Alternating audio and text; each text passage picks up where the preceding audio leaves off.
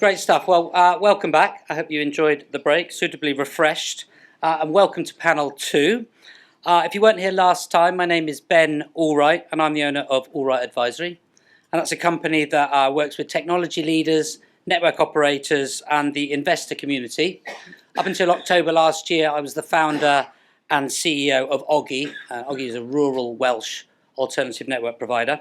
I'm also here representing Technetics. As Phil outlined, it's a brilliant, forward-thinking technology company that's been supporting and advancing our industry for years. What a fascinating first panel we had. Thanks so much to everybody there. It's great to see such a strong turnout at the event. I think the event really gets to the heart of where our industry is heading. Genuinely excited to be moderating this conversation because the pace of change in our sector and in society more broadly has certainly never been higher. So much of my own career has been spent at the intersection of engineering, of innovation and organisational design, and the themes we're exploring today sit right in that space. What we're talking about here isn't abstract technology or distant futures. We're living through a moment where several major shifts are converging at once. Full fibre networks are becoming the new baseline. AI is moving from experimentation to real operational impact in planning, optimization, customer experience and security. The cloud and data centres are scaling and reshaping the way we think about power, resilience and connectivity. Consumer devices are becoming more intelligent and more demanding, driving expectations that ripple all the way back into the network. And on top of that, we're seeing a wave of new applications, from immersive media to automation to edge-driven services. And these will place an entirely new requirement on how our networks are built and run. The security landscape is evolving just as quickly too, and we'll discuss that, and in many ways, even more aggressively. So these developments aren't theoretical. They're already redefining how networks are built and run and experienced, and they'll shape the expectations of customers, operators, and engineers for years to come. That's why bringing together people who are working right at the edge of these changes is such a valuable opportunity. And my role simply is to draw out the insights, the lessons, and the practical realities that matter to all of us in this room.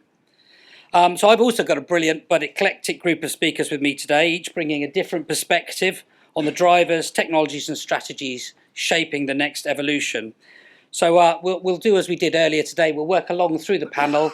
Each of the panelists will briefly introduce themselves, talk about their topic of interest. I'll throw in the odd questions. We'll do some questions then, and then we'll throw it open to the audience of the end. So without further ado, we'll get straight into the discussion. And first up, let me introduce to you David Cottingham, CTO of IQGeo. Thank you.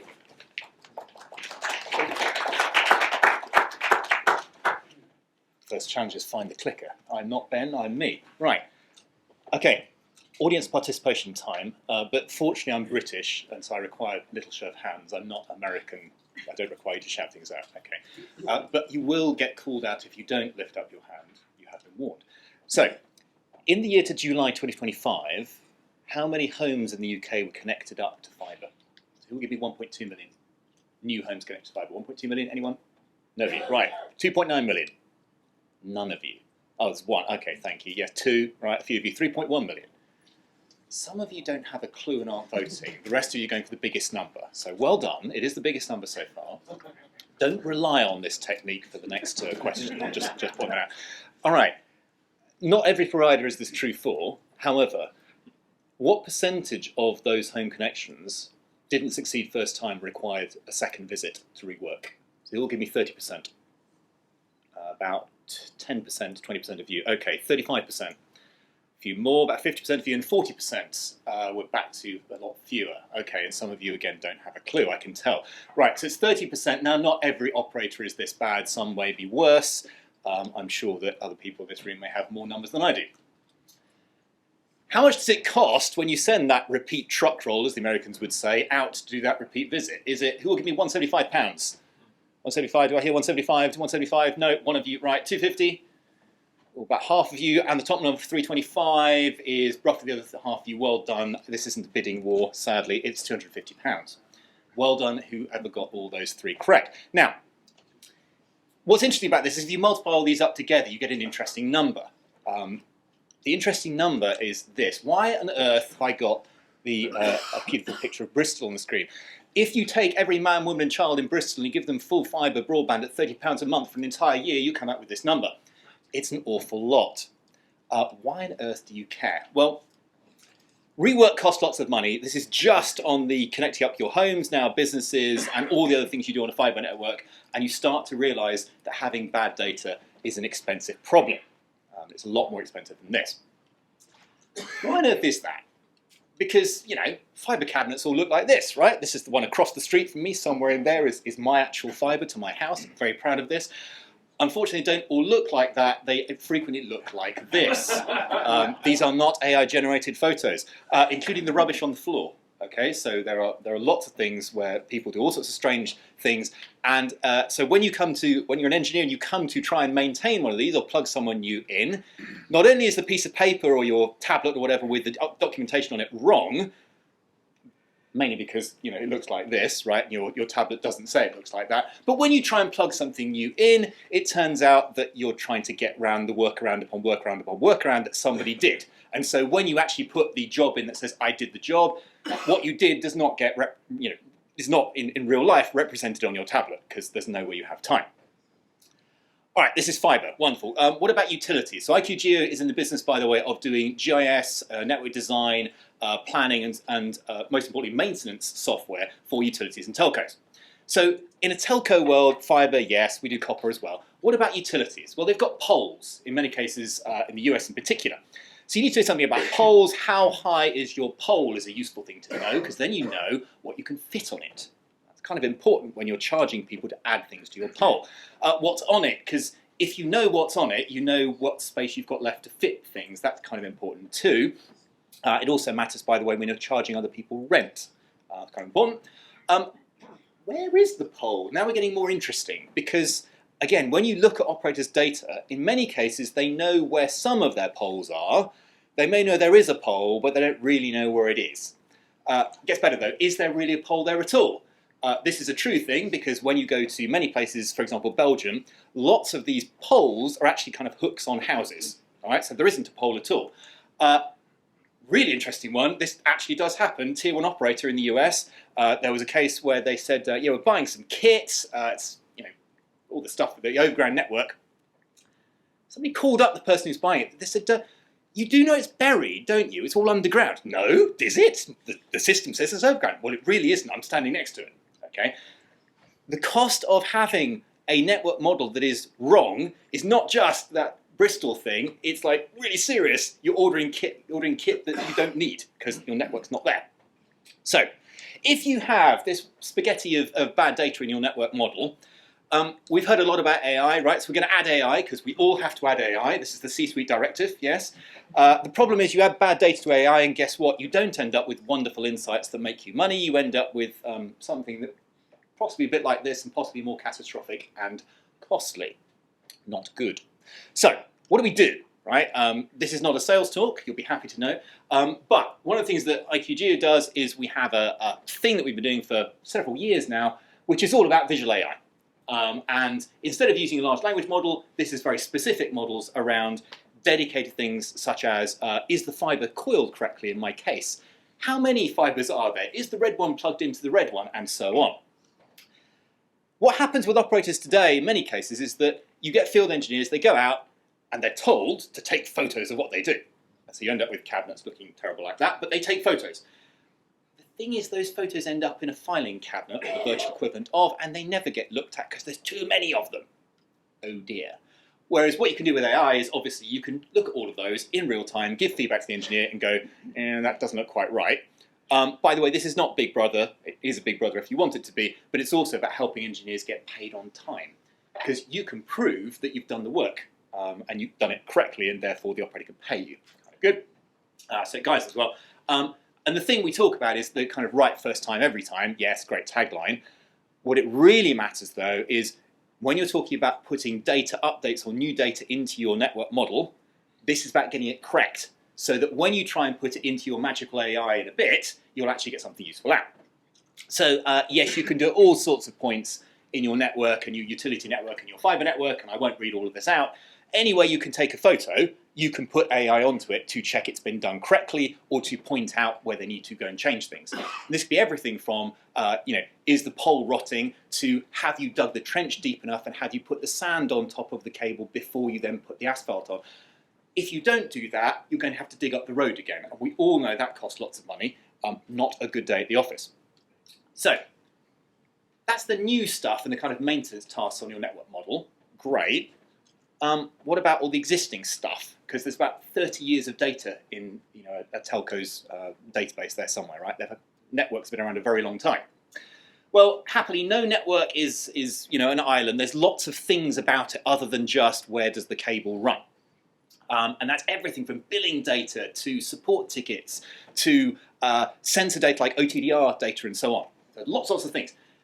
Can we take all those bits of data, all those different streams, and stick them into a box I was going to label magic, but I decided not to, and infer what the network topology should be, right? Because keep in mind, we've got rubbish data, 30 years of stuff and those cabinets with all that spaghetti in. Can we take that using all these other sources and come up with something useful? And the answer is yes, we think we can. So we've now covered updates to the network model when we do work on the network, and now we've covered, perhaps more importantly, the 20 years or 30 years of stuff that we had where we didn't really know it was true.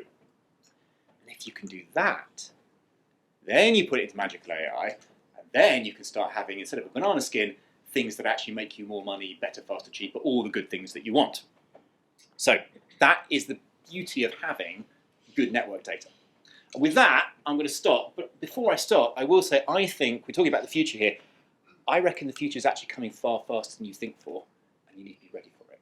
So with that, I'm going to hand over to someone who knows more about networks, and that's Juliette.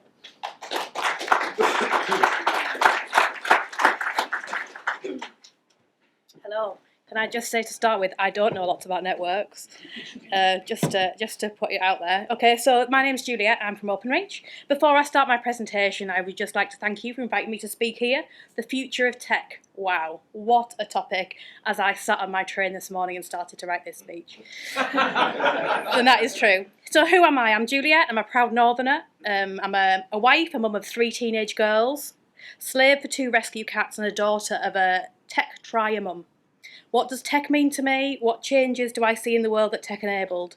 Well, let's just start with today. My mobile phone is my alarm clock.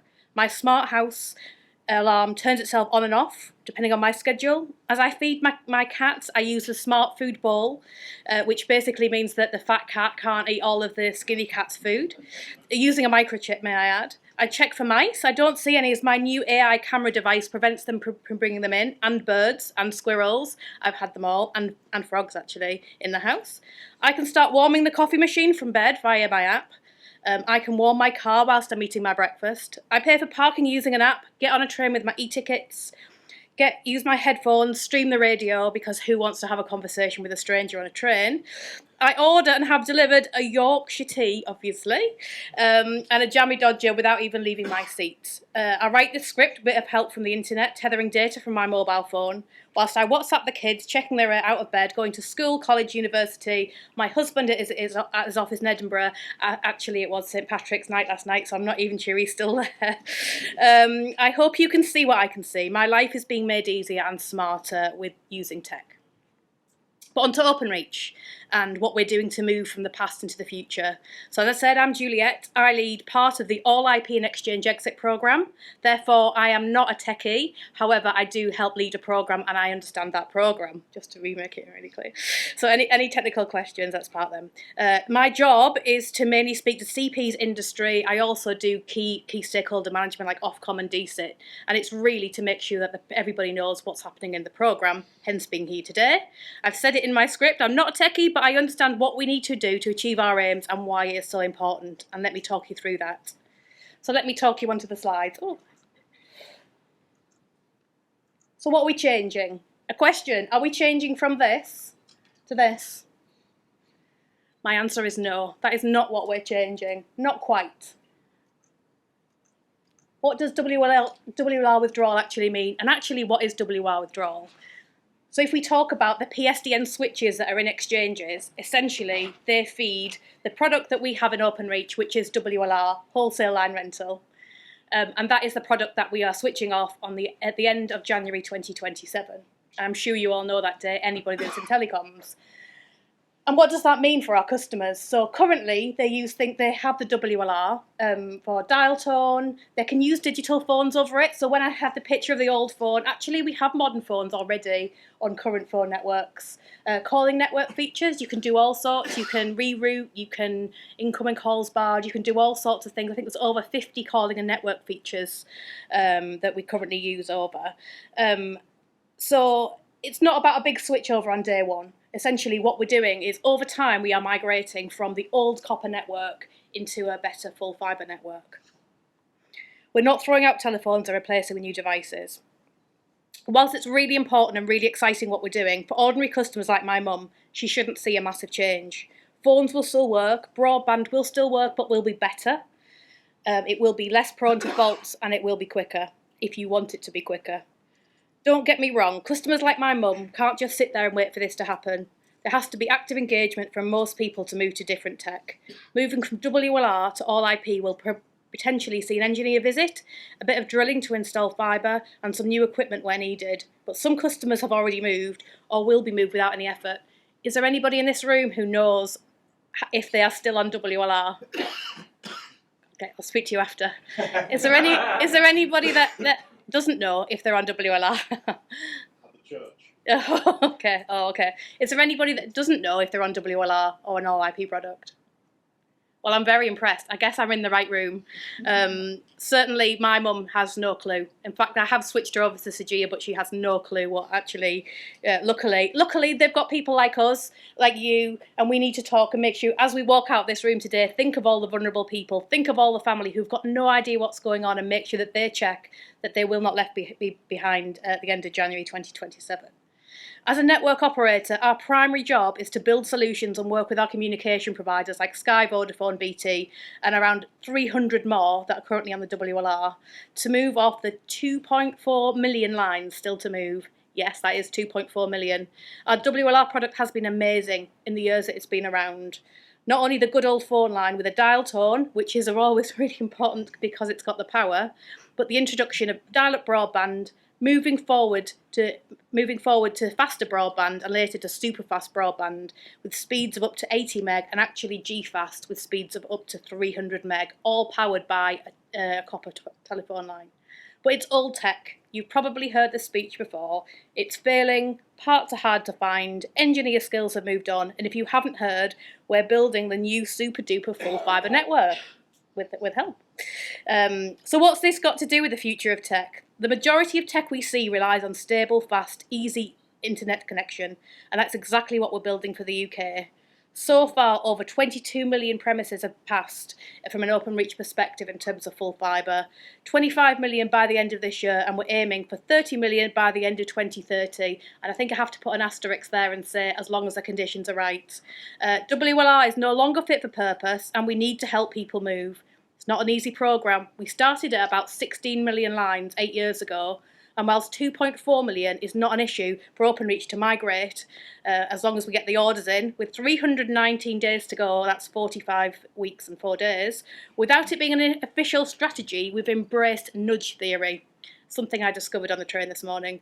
We're increasing, actually by using ChatGPT, we're increasing prices on old tech and giving offers and simplification to move to new tech. The last 45 weeks and 4 days will see Openreach launch our Big Switch Up campaign to get the message out there, and end customers, continue to work with our key stakeholders to make those lines move. And I'm really, really bad with slides, so I must apologise. Our second programme, Exchange Exit, it's very, very related, but it's a very different end game. This is more about being efficient with our infrastructure and moving from around. In fact, let's do it.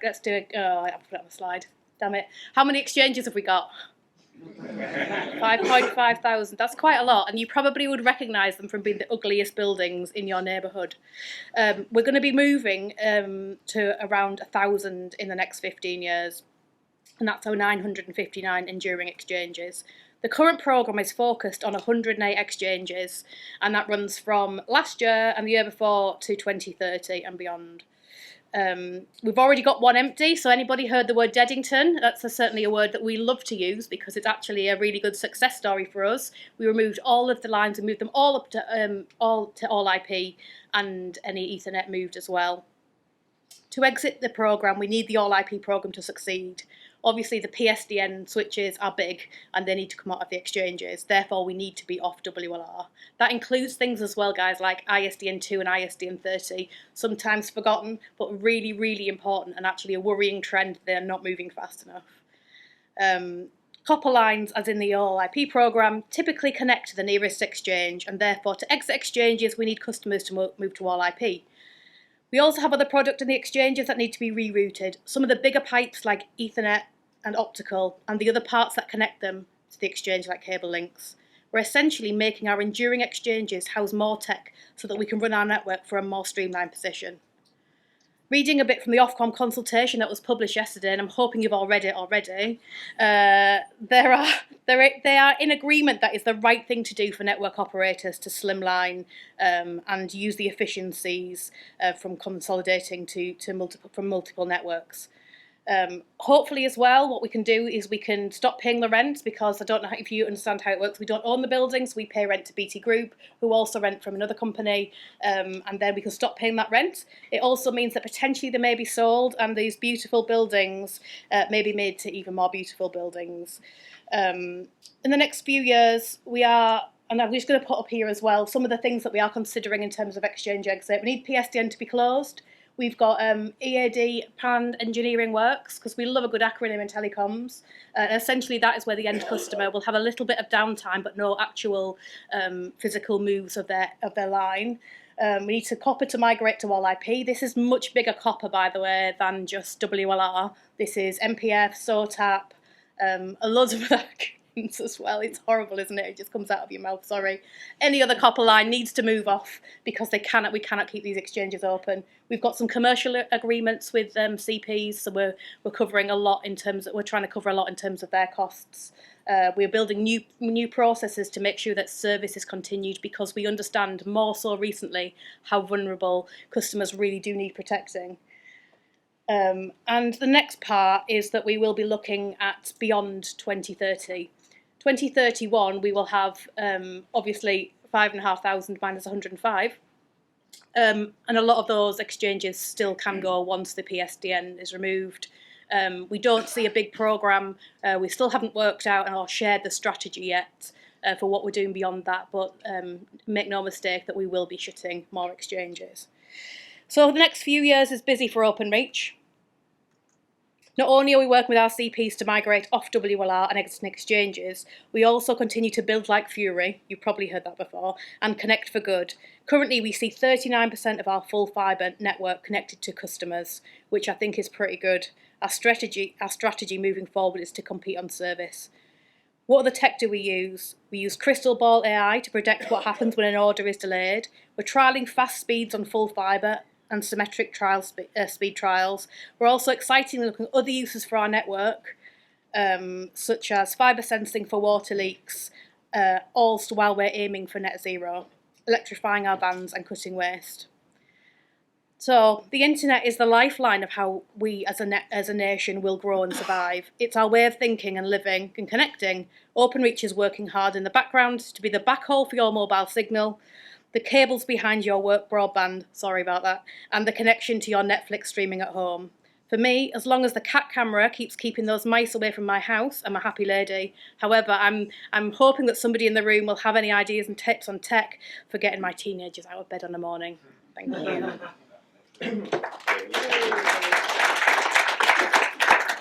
I'm now handing over to Ricardo. Thank you.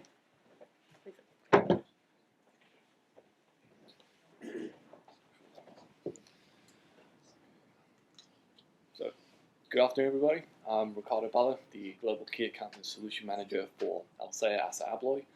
We are an extension of the ABLOY UK Critical Infrastructure Division, and we specialise in security for critical infrastructure specifically.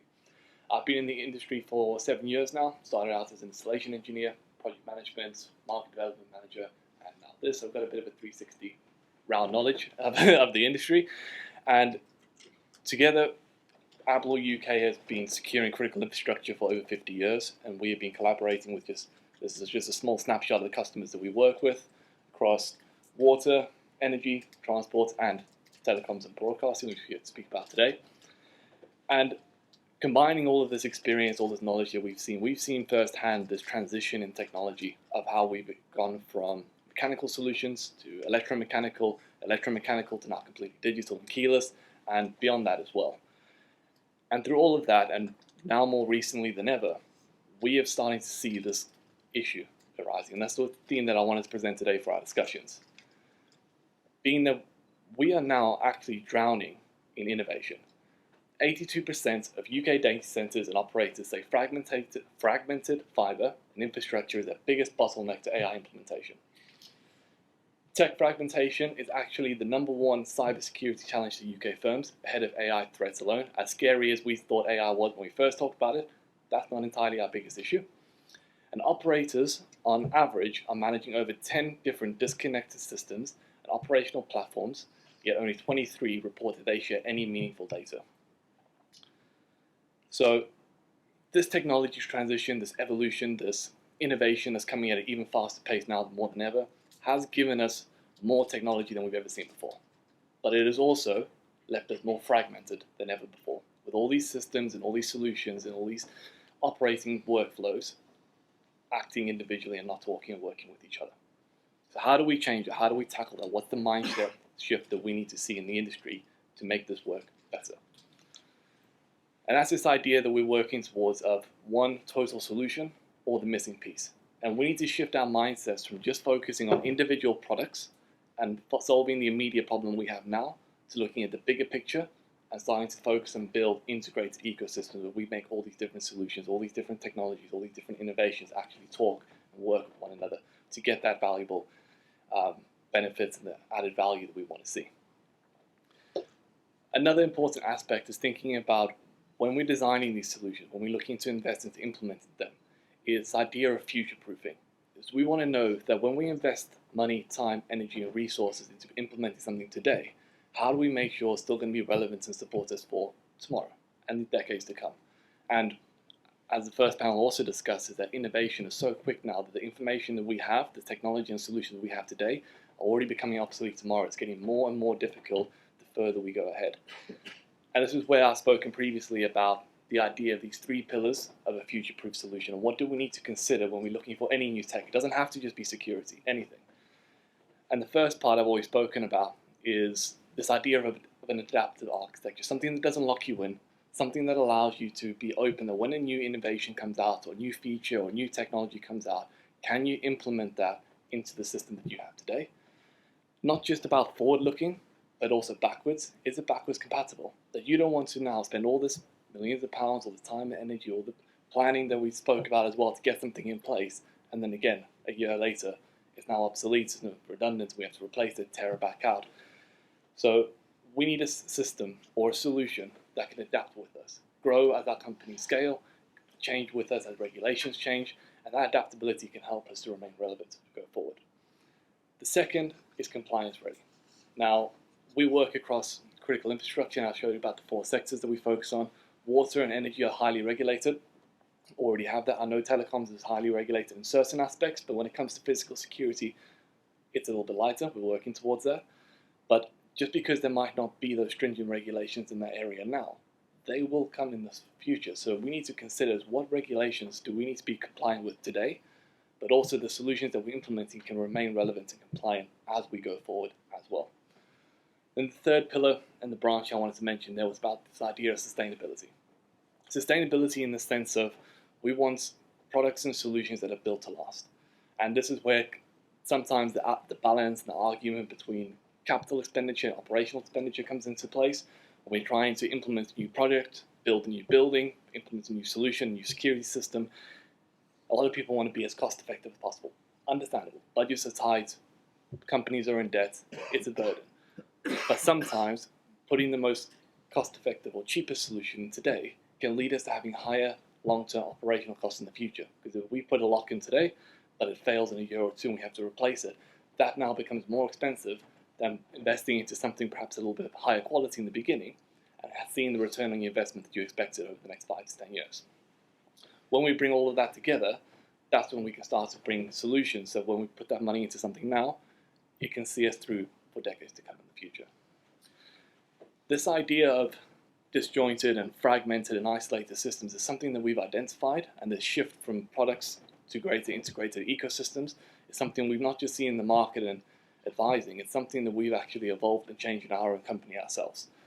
As ABLOY, we are a Phoenix manufacturer of locks, high quality locks, we are the best, but it's a product. It's a nice shiny padlock, it's a nice shiny cylinder, it's a great key, we've got all the technology there, but people don't want products anymore, they want solutions. So not just has the industry evolved, not only has the technology transitioned, we've had to transition as well. And the way that we've done that is through this, our own transition of moving from just ABLOY to bringing in this element of ALCEA. So who we are becoming, or who are we working towards in the new vision and the new messages that we bring to tackle this transition and tackle this problem, is we no longer just focus on products. We focus on that integrated solution. And it can be offering you that total solution, or just the missing piece that helps to interconnect or integrate into what you may already have. And as your technology transition evolves, we're here to evolve with you and to be your trusted partner for all your security needs. And for us, that comes then under 3 branches. The first part that's highly critical for us is having this dedicated sector specialist. We have 2 of them in the room with us today, Rob and Cassie. They focus just on telecoms. Their primary objective is to understand your guys' language, understand your needs, your challenges, your pain points, and to be there to help consult and advise you. Then we have the portfolio of no longer just being limited to ABLOY, but having access to the entire ASSA ABLOY portfolio across the world and all 300 brands that we have, but also third-party equipment when needed. Then no matter what you need to build that ecosystem of yours, we will have the piece to fit your puzzle. And then the third part is not just about the hardware, it's not just about the software either, it's also about the service. And that's where we look at the full life cycle. It's not just about delivering here's your solution and we walk away from you. It's that very beginning of the consultation, discussing, understanding your unique challenges and pain points, because every system that we deploy is completely tailored and unique. No one company, even if it's in telecoms, is the same as the next one, even if they have the same solution. So that beginning, the design, the planning stage is critical. And we've already discussed that in the first panel, because why did 90% of these projects fail? And the general consensus was that they didn't have the correct plan, the correct goals, the correct understanding in place to begin with. They just went running with it. So that beginning phase of any project and implementation is highly important. Then it's actually deploying it. That's another challenge.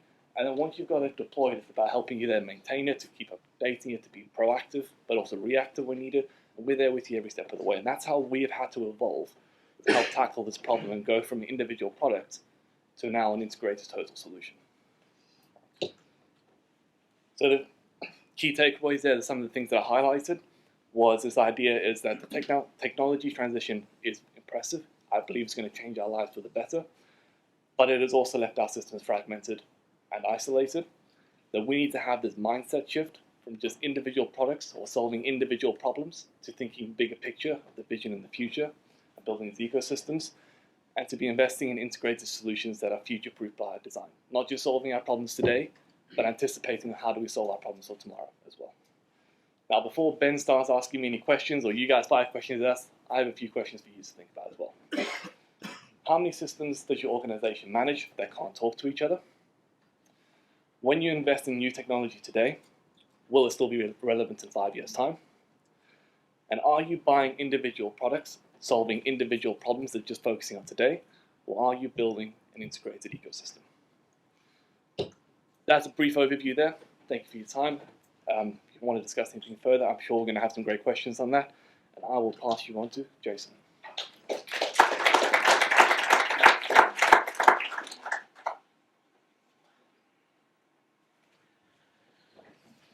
Oh, so that's quite easy to operate. green and red. Which is so, good afternoon, everybody. I'm Jason Holroyd. I work for VIAVI Solutions. We're a test and measurement manufacturer of solutions and handheld equipment. And going last puts no pressure on me whatsoever after 3 great presentations. So hopefully hopefully we'll get through this without any obstacles. So today we're going to talk about some challenges in the industry that we're helping to address. Subject matter is testing high-speed data center infrastructure in this AI era. I had some fun last night with some customers. We were talking about data centers and how AI is going to impact what we do in our daily life. And obviously Juliette mentioned some of the trials that we have at home. I've got 2 kids, 2 dogs as well, and you know, managing them, keeping the house tidy is a challenge. And I wish there's an AI bot that could do that for us as well, but unfortunately not. So as far as the challenges that we're looking at today in particular is what's driving the need for a new outlook in how we look at high-speed networks, how we deploy high-speed networks, and drivers that are up on screen. Not yet, sorry, I've not advanced that enough. Right. So the drivers are, I'm sure you've all talked about this quite a lot in recent times, AI connected data centers. So we're all using ChatGPT. I do that on my personal phone because VIAVI don't let us use that on our work devices. There's obviously a lot of other stuff like Gemini, and as I say, I had some fun creating some pretty pictures of me as a Jedi last night and playing for Manchester United in the 1999 Cup final. I'll show you those later if you're interested in that. But we all need more things faster. The capacity to look into our phones and do something different is growing and growing, and we want to do different things and we want to do it faster. So the capacity for the compute required to generate all of that AI and all the other good stuff that comes with that as well. 400 gig and 800 gig is being driven by the operators to provide that bandwidth to make all those compute calculations in a flick of a switch, a glint of an eye. So the acceleration into high-speed networks on the optical side is driving that as well. We then have the issues of how does all that connect from one part of the country to another part of the country. We all know where the big data centre conurbations are around the Slough area in London and Docklands, but there's a drive to move out of those spaces because it's more expensive. Energy costs are rising. So is there a more economic way of building and operating a data centre? So we're seeing some uptake of longer haul fibre links, and we have to validate those for the distance that we're connecting those buildings together. And dark fibre, we've all heard of what that is.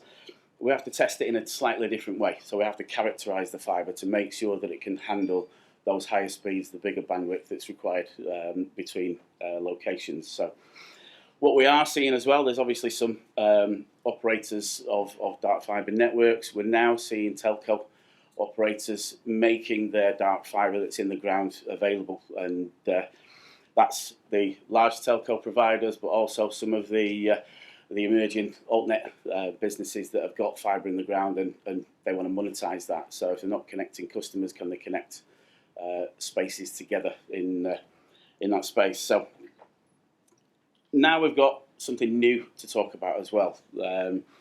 Hollow core fibre. It's been around for a while, believe it or not. The first deployments were back in 2018. I'm not going to go into who did that and who owns all the rights and so on and so forth, because that's a different discussion. But there's now a desire and an appetite to look at hollow core fibre technology to do much of the challenges or address much of the challenges that we've got in connecting these AI data center spaces. So I'm going to give you a very, very brief high-level overview. One of the challenges I had that goes with this is to try and cram this into 10 minutes. The typical presentation on this is going on for at least an hour to talk about the technicalities of it. So I'm not going to go too deep into the weeds in this as well. But the drivers for the adoption are changing. You know, the original application for hollow core was just to connect two locations together at high speed, but that's changing now. We've got new applications. We talked about AI and the high performance compute. Quantum communications, that's not too far away. So the quantum key distribution that people are looking for ultra secure networks is going to be starting to accelerate as well. The need I talked about a couple of minutes ago of getting out of London, getting out of the expensive areas where data centres are traditionally built to get a little bit further away where land is a little bit cheaper, energy costs are much lower, and coastal areas with sustainable renewable electricity as well. You know, they're all something that you don't get in the major conurbations where existing data centres are built at the moment. In these politically sensitive times, defence and secure communications is also another application. So the air-guided structure of hollow core fibre makes it very resistant to tapping. So it's a much more secure type of media as well.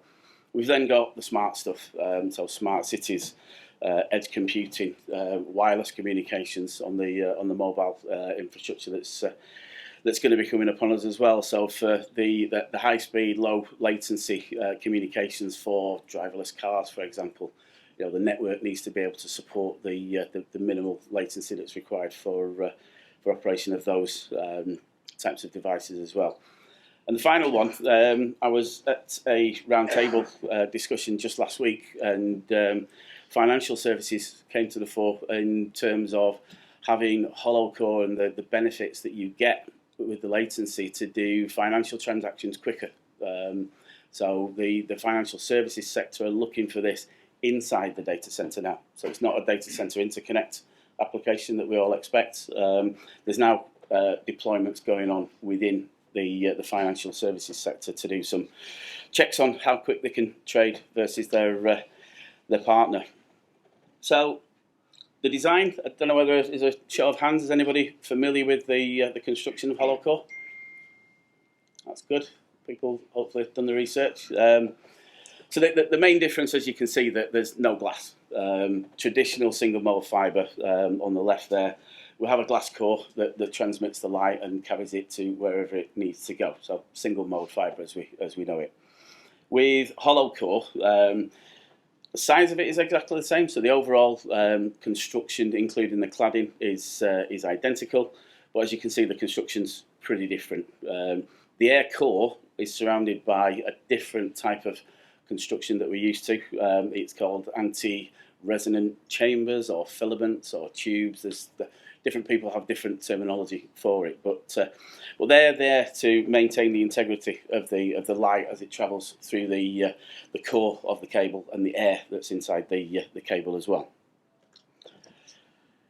So the structure, as I said earlier, and this is by no means a standard construction. There isn't a standard for hollow core at the moment, and conversations that you'll be able to have with my colleagues and some of the other people in the room showing equipment will clearly state that the construction that we show there is not the same for everybody. From manufacturer to manufacturer, they have a different aspect and a different philosophy on how to guide that the light through the hollow core. But so we've got in the core, it's a central airfield region. So the light's guided through that by the inner and outer tubes. Cladding is still solid glass that encloses the entire structure in a similar fashion to you're used to with single mode. And then the inner and outer anti-resonant tubes are thin-walled glass tubes. So you can imagine the precision that goes into constructing this. Most people who've seen hollow core only see it in very short length because it's at a premium if it's not being deployed, and people don't like to show it to people because if it gets broken or damaged, then it's kind of unusable. So the precision in the construction is really important. What does it give you as far as technical benefits then? So those who are familiar with testing will know some of these terms. The important part is at the top there with lower latency. Light moves faster through air than it does through glass, and because there's no glass, the benefits in the performance in testing that as well are determined with reduced chromatic dispersion, so it's 70% less. PMD, polarization mode dispersion, is very similar, but the non-linear effects within the within the core, because there's no glass, it's a much more stable pathway through the core. We also get lower attenuation, so insertion loss is important for a lot of people, especially when we're looking to drive a little bit further. There's deployments currently that are in the tens of kilometres. The goal is to go hundreds of kilometres at some point as well. So the lower insertion loss and the attenuation is important as well. And one thing that comes with not having glass in there is that there's a possibility that we can up the power on the optics to go much further and much faster. There's a lot of trials ongoing at the moment that we're involved with, and we're helping out with the testing of that to ramp up the power to go those greater distances that are needing to be achieved. So to finish off, I'm sure we're all ready for AI. We're all using it. But the AI era is going to drive much more than creating pretty pictures on our phones and sharing them with colleagues. It did manage to work its way to you, Juliette. I don't know how you got my picture of me as a plushie. If you're familiar with VIAVI, we had a cuddly ninja program, and I've put my version forward. So I've created a plushie of myself, sat on a cushion. I'm happy to show it you later as well, but it's already moving beyond some of my colleagues that are in the room to customers as well. So as embarrassing as that is, I was quite pleased with the outcome. So critical to deployments, and it's not just on hollow core, it's the longer connectivity that we're looking at as well. Characterisation of existing fibre if it's been in the ground for a while, to do CD, PMD, and the attenuation profile as well. So as the optics move to much higher speeds, the fibre can be tested to find out which wavelength is performing the best, and then the optics can be tuned to that wavelength. So again, testing the attenuation profile of both single mode and hollow core is important as well. Hollow core's coming. Don't doubt that one minute. The deployments are, I believe, starting to ramp up beyond the tens of kilometres that I've talked about previously, into the hundreds of kilometres. So we need to be ready as an industry to be able to adopt.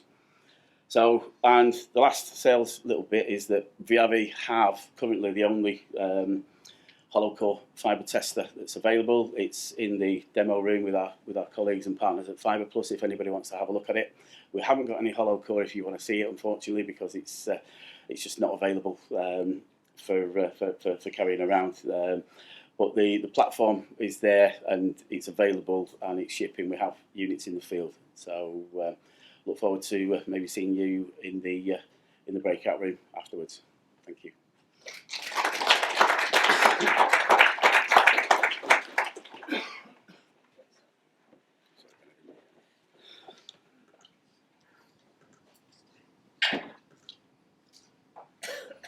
Great stuff. Well, many thanks to my excellent panel. Really insightful presentations.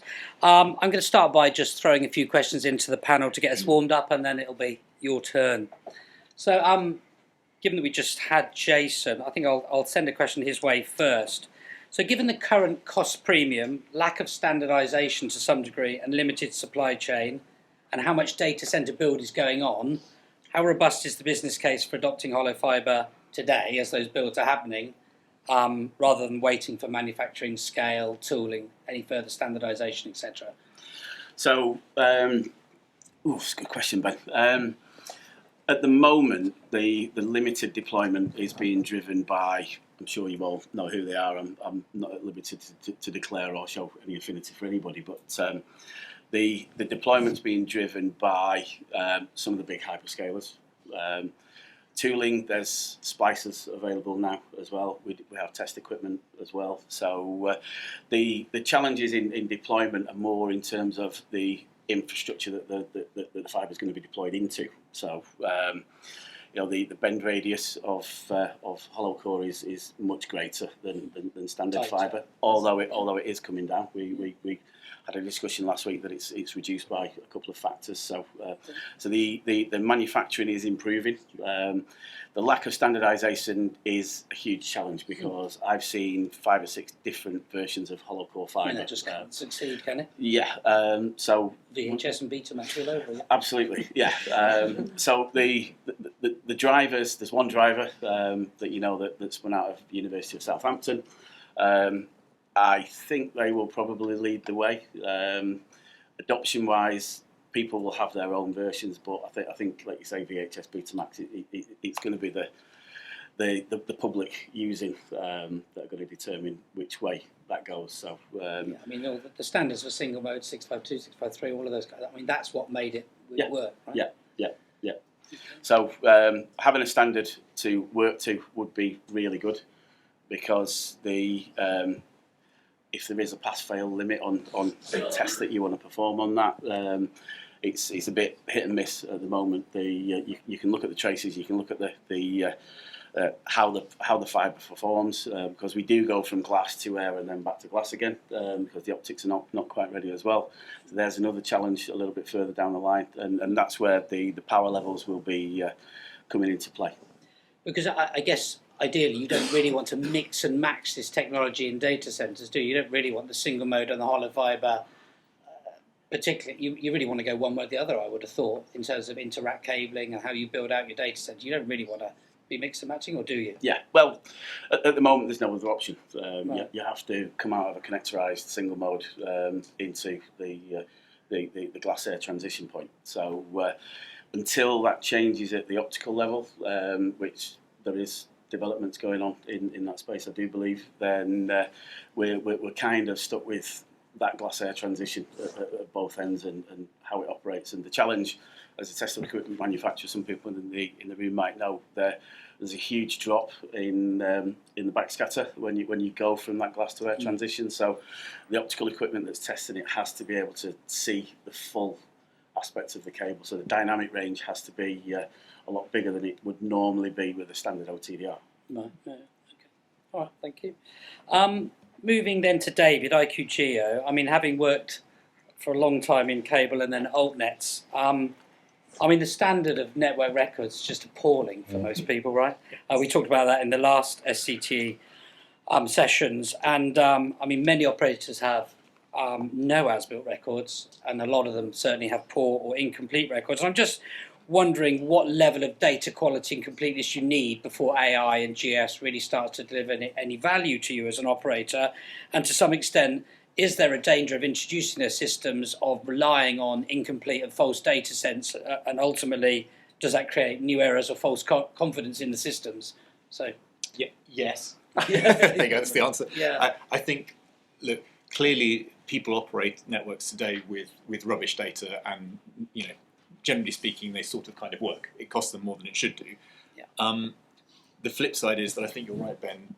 When we start sticking all these data into an AI, there's a danger of, well, the computer said it was right, so it's all good, right? Whereas previously I looked at a spreadsheet or whatever it was, or a map, and said, that's not right. I can tell it's not right, and I don't believe it. Send the guy out to look at it again. Yeah, we sent a survey out, right? And I worry that there will be a temptation to, well, AI is helping us cut costs. We don't have to send a survey team out. It's going to be great.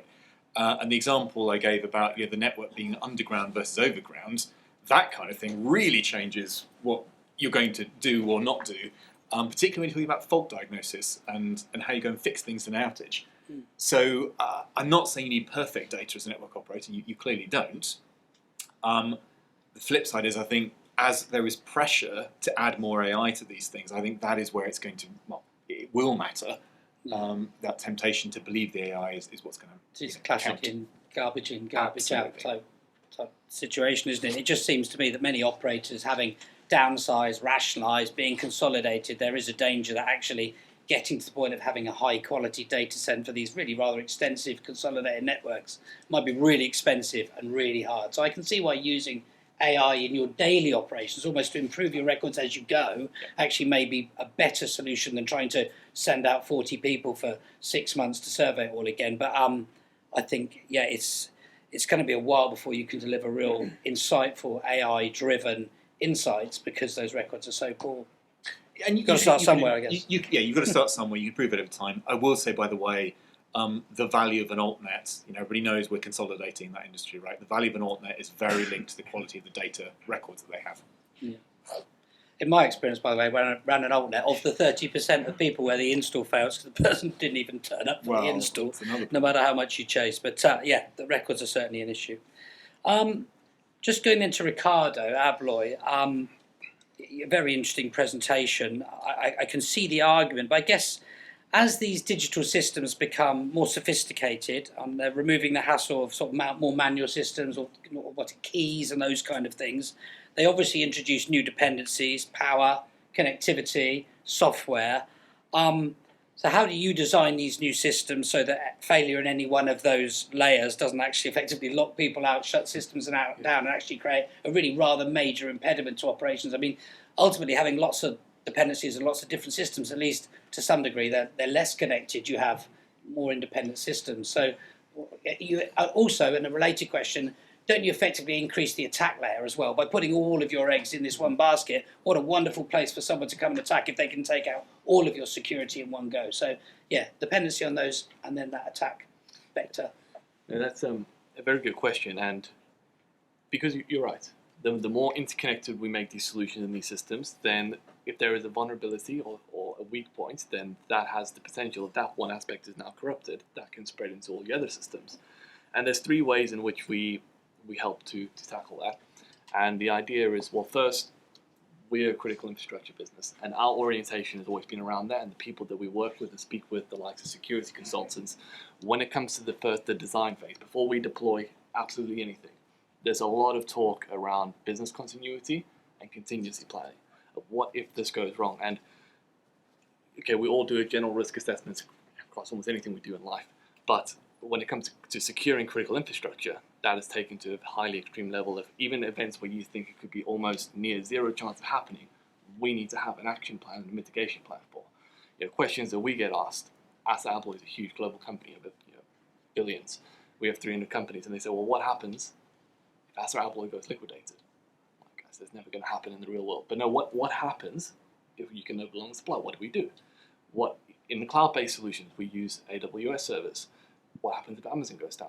We need to have an action plan thing. If your entire server goes down, how do we make sure we still have access to that?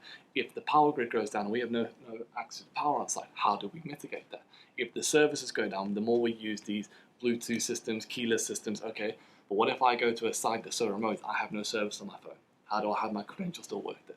We need to make sure that there are contingencies in place for all that, and that comes down to a really stringent pre-planning phase first to address, pick up all those points and make sure we have plans in place. Then the second element of that is role-based access rights and permissions, in the sense that although we have this one big total solution or this big integrated management layer, not everybody who has access to it needs to have access to every piece of data from it. So it's really important that the people we allow access, the administrators, that depending on their role, depending on their competency and what we want them to do, they only have access to the data, whatever elements it is, that they should have access to. So if it's someone as simple as they just want to look at the reporting aspects, they just want to look at the review or the audit trails of a system, all they see is the reports. They can't change access, they can't mess with the system and whatnot. And that both minimizes the risk of individuals perhaps making a mistake or doing something malicious, but it also reduces your attack surface again. So there's plans for that. But the final one is there are times where you do need two separate systems. I know that goes against my whole one total solution, but in the world of security and the way that we operate, that is sometimes necessary. And if that is a requirement, then that's what we need to do. That doesn't defeat the point I mentioned about the importance of integration, the importance of these systems communicating and operational efficiencies, the return on investment we can create. But I was having a conversation with a security consultant for data centers. And that's exactly that layered approach, that the outside area, he called it his green zone, that had one access control system. And he wants an entirely separate solution for his internal critical orange and red layers. Because if that one fails, then I know I've got the second system in place. There are times, absolutely, we still have a layered approach. But the bigger problem I was focusing on is that this just the fragmentation in general. But yes, as a security company, in terms of dealing with that, Yeah, there are still times and places for having separated systems, absolutely. Yeah. Okay, and the last one, Juliette, is for you. You'll be delighted to hear. So, obviously, there's a plan to shut exchanges. Get that. You have so many. Get that. And rationalising an IP and moving things further up. I get that too. But there is also, it seems to me, this kind of other shift towards edge data centres, sovereign data. People wanting servers closer, more security closer. To what degree are you investigating sort of maybe repurposing some of those sites? And I recognise a lot of them horrible concrete buildings of the 60s, but to sort of more this sort of colo, sovereign, local, because it seems to me there's a shift in the other direction from the hyper data centres that you see on the outskirts of towns back to these kind of smaller, more local sites. So I guess from us as a network operator, we essentially we don't really think that's not really our bag, right? So we essentially give the data centres the connectivity. It's not for us to have things. So essentially, we are the network operator. So actually, it doesn't really matter where we are. We will just connect. We will connect people up. So the exchanges, for example, London. There's a lot of the 108 in London. So and they're actually quite local to each other, and you can actually see that the enduring ones are quite actually near the ones that are closing. So it's just simply a case of Just got too many seats from a legacy architecture. yeah, and I guess when we get to the 4,500, they are much more spread, and we do need to be really careful about engineering time, for example, and you know if there are faults and things about making sure we get there. But essentially, the buildings that we have got, we don't own. BT Group doesn't own them. It's actually Telereal that own them. All right, so you lease them off of them. Yeah, therefore, actually... You did used to own them, but then sold them. We sold them off a long time ago, absolutely. So there's nothing really that we can do to keep them.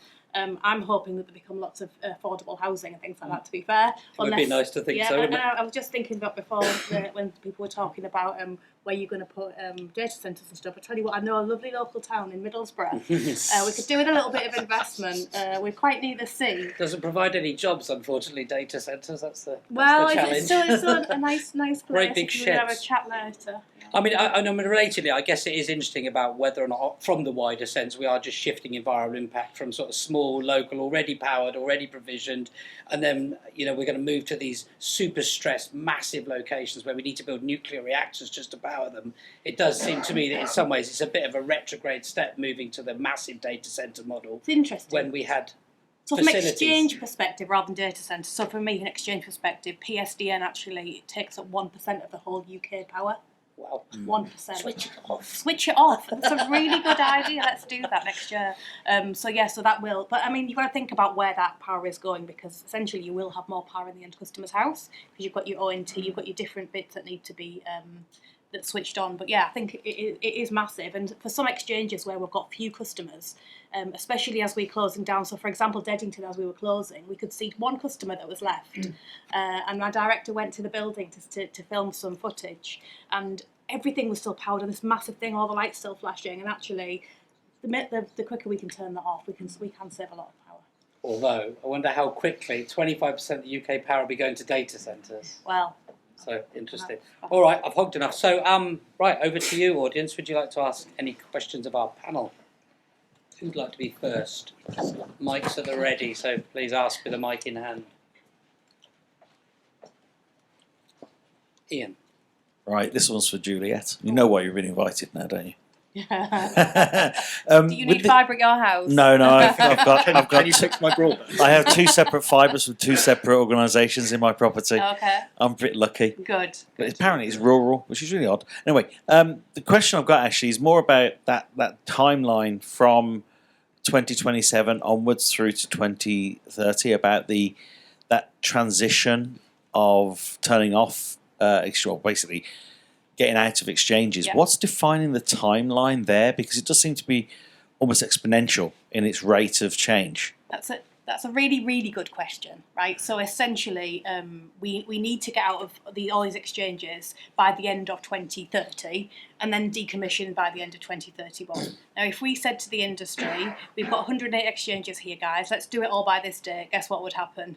Everything will be back-ended. So what we've done in terms of our commercial proposition to customers is we've said we're going to phase this and we're going to learn as we go. So we've already learned quite a lot. So we've already done 2 years of, so every phase, so we're broken down to 4 phases, and they get bigger as you say, as you get going.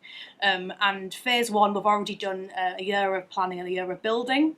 Phase 2, we've done a year of planning, and then we go to build, and then this year we start on Phase 3. And in fact, on Phase 1 in April, we start migrating. So essentially, you do a year of plan, a year of build, and that's making your space and your exchanges ready, putting all of the basics down, and then you have 2 years of migrate. After you've done your 2 years of migrations, then you start to decommission. So they're the 4 stages. So 4 phases.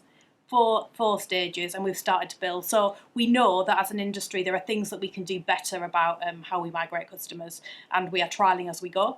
We've done quite a few trials already, which is seeing, for example, benefits in Ethernet shifts. So that's why it gets bigger, because we're continuing to learn and to grow as we move on. So naturally, fact, right now, the switch taking place between now and January of switching people to IP-based services, that's not changing anything about the connectivity in the exchanges other than moving to the IP services within those exchanges. Absolutely. The big effort is to get, once they're there, is to do that second phase of moving them off out of that exchange. Yeah, and that's why they're 2 separate programs, but they're very interlinked. You cannot exit exchanges if you've still got a PSTN switch. So it's really important to get people off them. But there will still be copper left that's not WLR that still needs to move out before. For example, the first window for Phase 1 is 2028, April 2028.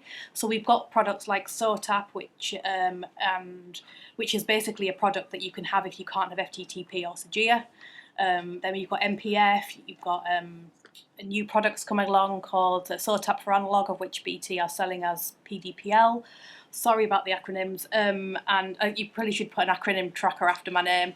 And as well, we are having a new product which I haven't talked about. So by the end of January 2027, for a certain number of lines, if you haven't moved, so if your neighbours, your family haven't moved, they possibly will move up to something called EVAC, which is emergency voice access, and that also needs to go. If you're an exchange that is exiting, that all needs to go. So it's kind of like end of January 2027, then April 2028 for these first batch of exchanges. Okay, and actually, my local exchange is actually quite pretty. Is it's it? from the 1920s, though. So there you go. Can you show me? Can you send me a picture? I'll get a 'Cause I don't picture. believe Yeah. you. No, it is. It is. I think it's quite pretty. It fits. Good. It's fitting with the area. Good. I'm pleased. I mean, do we get to the point where we just have to say we're switching off whether people got copper line or not, and provide mobile SIMs or any other kind of solution? So that is also a really, really good question. So later this month, in fact next week, there will be some announcements about, we've been working with the government, we've been working with industry, and essentially it's about how you engage people who aren't engaged, and also how you engage people who don't want to be engaged. So some people say, listen, my phone line works, I don't need you to move. And it's like, but you need to move. Or the people who don't know, like there's people in this room, I would imagine, maybe not, who have got WLR and just don't know it, or don't realise it's for a lift line, or it's for an alarm pendant, all the different things it's used for. And we need to get to the point where we can close networks. I think that was one of the good things out of the TAR yesterday from Ofcom, is the recognition that we need to do things. So next week there'll be some more announcements, but essentially putting ownership for who needs to contact those end customers. And once you've done all the things on a big checklist of things, because we can't keep 2 networks, we can't keep the PSTN switch open for 1 customer. I mean, that's just not on. And as you're exiting exchanges, we need to be able to cease. But what we need to be able to do between ourselves and our customers, so other CPs, we need to be able to show that we've done everything we can. And I think that's the really big key thing.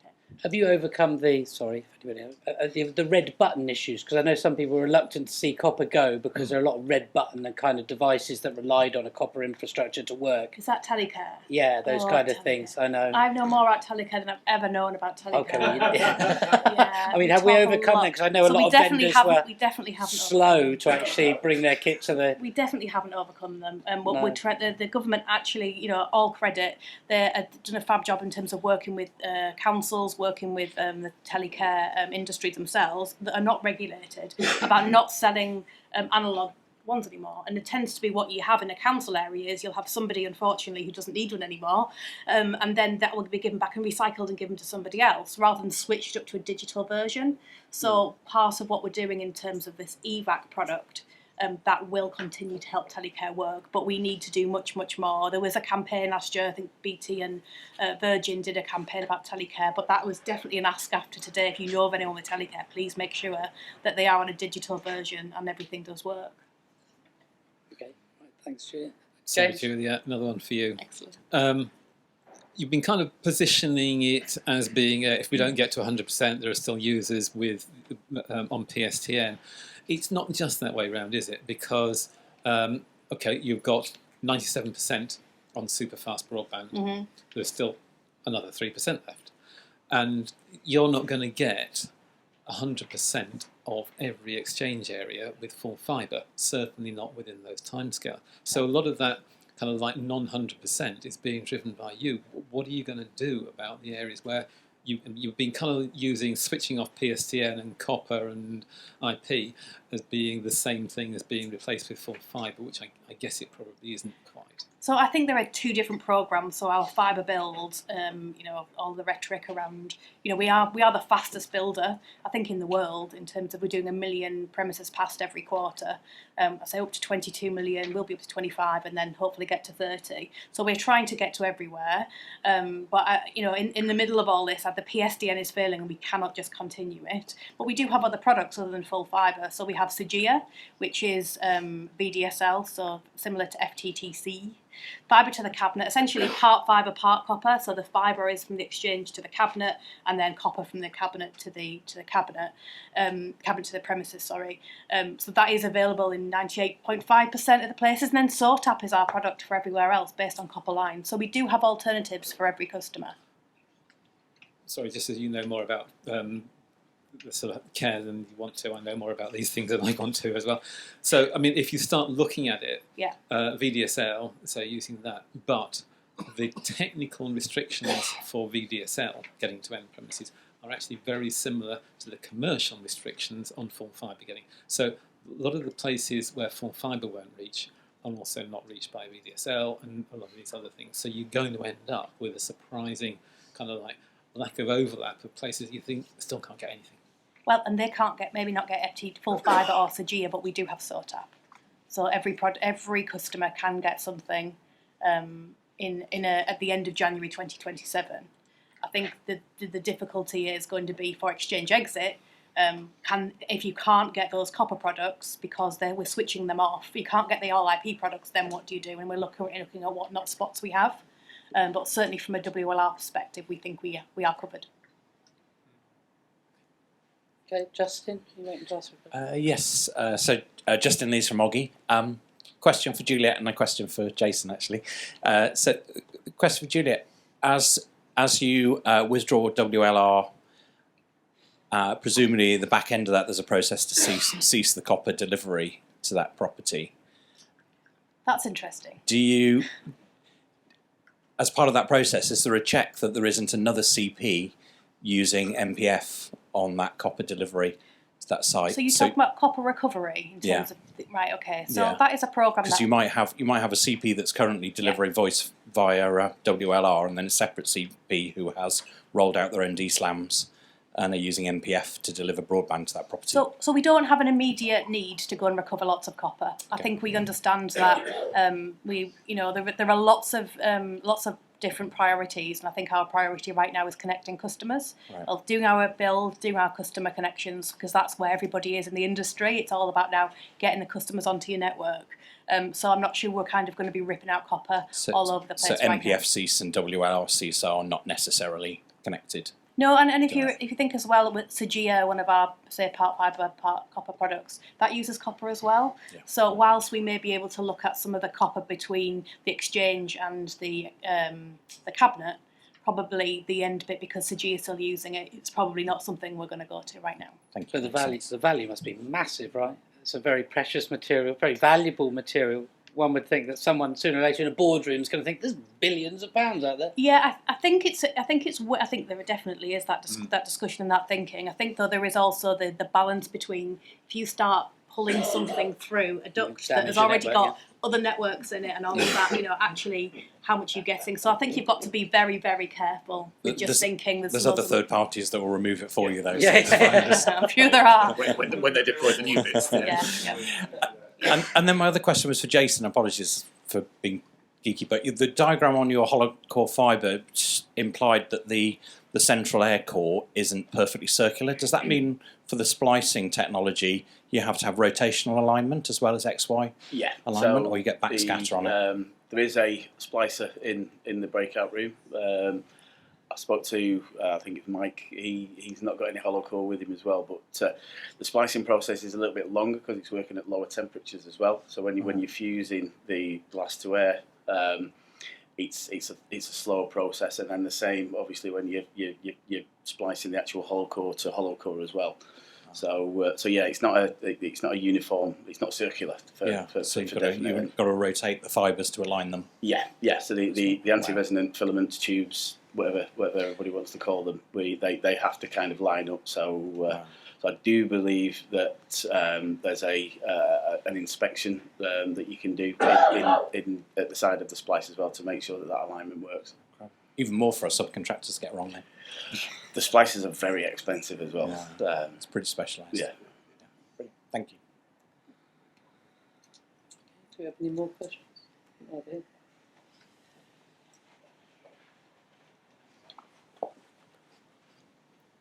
This is a question that probably everyone can answer. We talked this morning about AI as software. It's not AI as infrastructure. We sat with a panel where we've got fibre infrastructure, physical infrastructure, IP infrastructure, and people infrastructure. Over the next 5 years, there's going to be a significant increase in activity. It's going to require people in the field to do things. How ready are we to address any skills gaps with hyperscale data centres, fibre installation, ultra-high fibre count cables, Project Reach delivering trackside fibre? What do we need to do to have the resources available to meet the UK challenges? I can go first. So training is going to be really key. There is a shortage if we consider the stuff I've been talking about today in terms of hollow core. There's a shortage in skill sets of being able to terminate that in the splice that in the field. And the testing regime is different as well. It's not just an OTDR where you press a button and it shoots a trace out and that's that. There's some processing that's required in that type of fibre in particular, and characterisation is the CD PMD requirements are again, it's not two guys in a van situation who can just go along, press buttons. You know, there's an understanding of the traces when you get them, and then there's the processing and the submitting of the results as well. So we're trying to streamline that with cloud-based software that the mobile engineers can work with a mobile phone, configure the test both ways and the workflows. But there will be a need for higher level training. Yeah, I think in many respects it's quite good timing because, of course, the alternative fibre industry has been building for the last 5 years, massively downsized in recent times because of shortages of cash. So I think there are lots of very skilled people out there looking for a new home. So ultimately, if the transformation activities increase, and then obviously this move to data centre infrastructure, so ultimately, yeah, we need to provide the training, we need to provide the pathways to get people into that sector. Because I don't think there's any shortage necessarily of talent, it's just reskilling it. I do think there is, like in, for example, the power industry, right? If you think about how much grid we need to build for all the electricity demand, a lot of the people, the last time we built a grid at that scale was like 50 years ago, because that's when we built the grid, right? And now all the people who know how to do that are either retired or going to retire. There is a huge place there for something that can, rather than, yes, training is hugely important, but training someone will take potentially years. You also need to have something which is in context, be able to surface exactly what you need and guide you through it. And that is where, you know, AI can play a part, because they say, well, I understand what you're trying to do. Here is what you should be doing. I can recognize you're doing it slightly incorrectly. Here's what you need to tweak. It can be like that senior engineer on your shoulder versus having to have a senior engineer on every single job, which is not going to scale. I think the challenge of understanding what skills we need generally as an industry to implement AI and to make use of AI in our normal business operations is quite a big one, right? Because for many people it's still a bit of a mystery. The more layers you peel off, the more mystery you find to some degree. So it's I think that's the thing for government as well, isn't it, to understand now how we need to educate the youth and change our schools programs and prepare ourselves as a society for this massive shift. And of course, one of the other most challenging things is that AI seems to take out a lot of the more junior jobs and the jobs that younger people might occupy, because they can be more easily automated. So in terms of giving people good experience pathways into these complicated industries and into management is going to be more and more of a challenge if we delete a section of those jobs. So that's something to consider as well. And I would pick up on that if I were an outsourcing company in India, Sri Lanka, whatever, I think a lot of those jobs are going to go away quite quickly.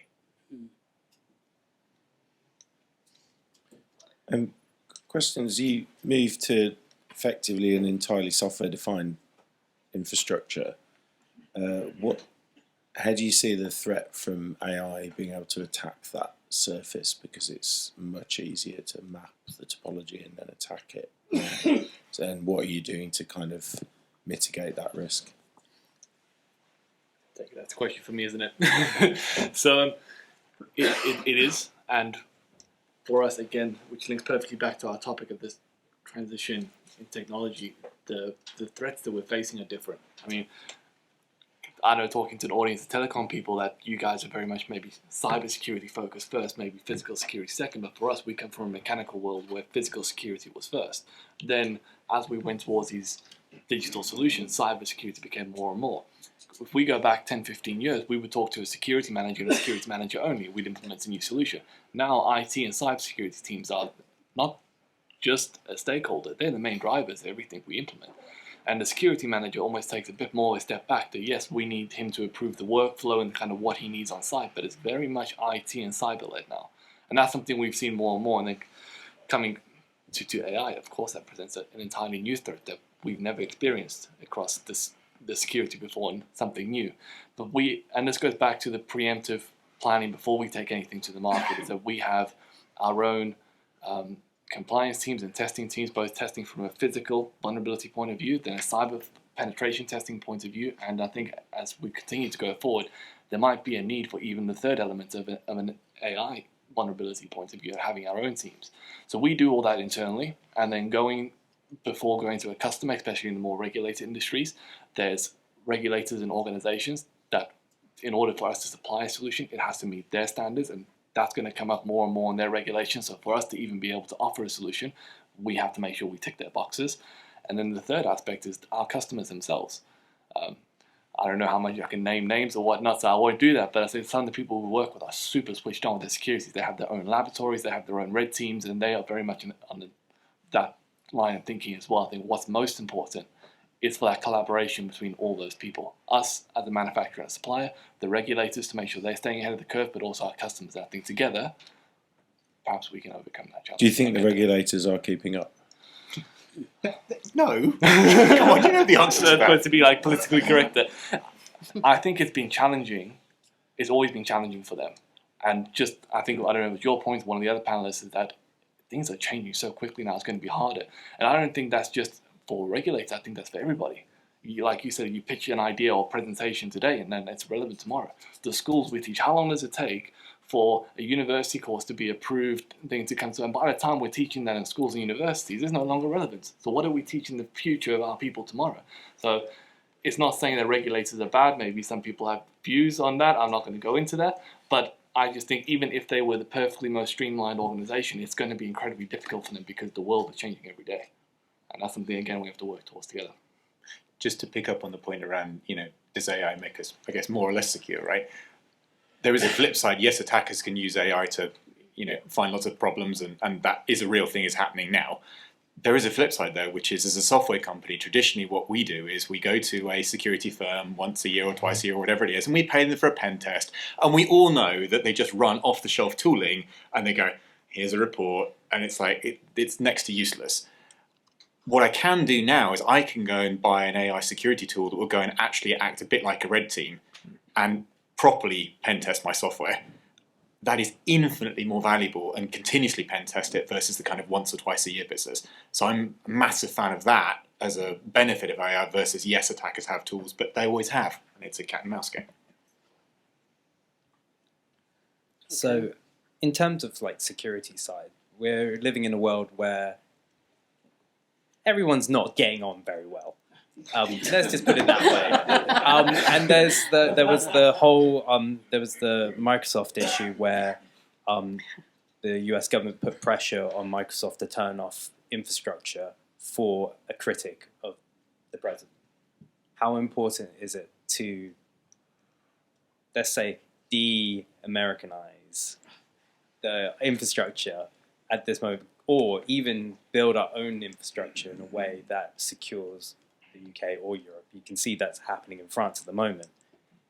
Is that going to have an impact on your guys' plans to build out this infrastructure? I mean, I'll say a few comments on that one as well. And it's interesting you said bringing up de-Americanized, which can be quite a hot topic now. But I mean, what about Chinese software, hardware, and stuff like that as well? And that's something we've been facing for a little bit longer. But again, growing more and more relevant. And it comes back to the adaptable architecture, because we can't. And also, what you said about threat levels and surface levels is that we can't have a single point of failure. We need to think about multiple things. So this is where it becomes important for our solutions to be open and integratable, that the customer can just choose which hardware, which platform do we need to go. Because I know large critical infrastructure customers that have a lot of Dower cameras, which go back, no one saw an issue with that. Coming to the present day, that's becoming an issue. And although there's not a regulation in place to say they have to tear them out just yet, don't correct me if I'm wrong, but I think it's governments are doing that, but critical infrastructure is still a bit of grey area, it's not forced yet. But give it another year, a couple of years, it might be forced. So what are those companies going to do? And it's going to be highly expensive to tear out all that existing hardware. I don't think it's just about the future. I think going forward, we can be highly adaptable and agile to tailor our offering. But what about all the infrastructure, hardware, software that we've already got in place, that's already retrofitted? How do we deal with that? That will be a bigger question, I'd say. I don't know, you look like you had I'm agreeing. Yeah. I'd maybe pose another question back.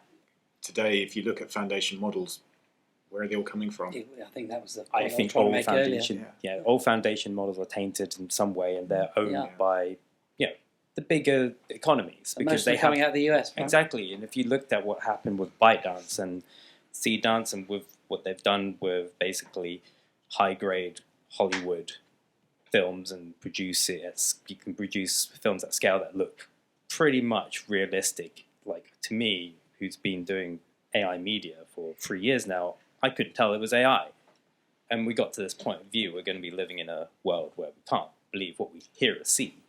So in terms of like that, I mean, I don't even know what we can do, because we've been talking about before, these things take hundreds of millions of dollars to train, yet we don't have let's say, an AI model to compete within the European sphere.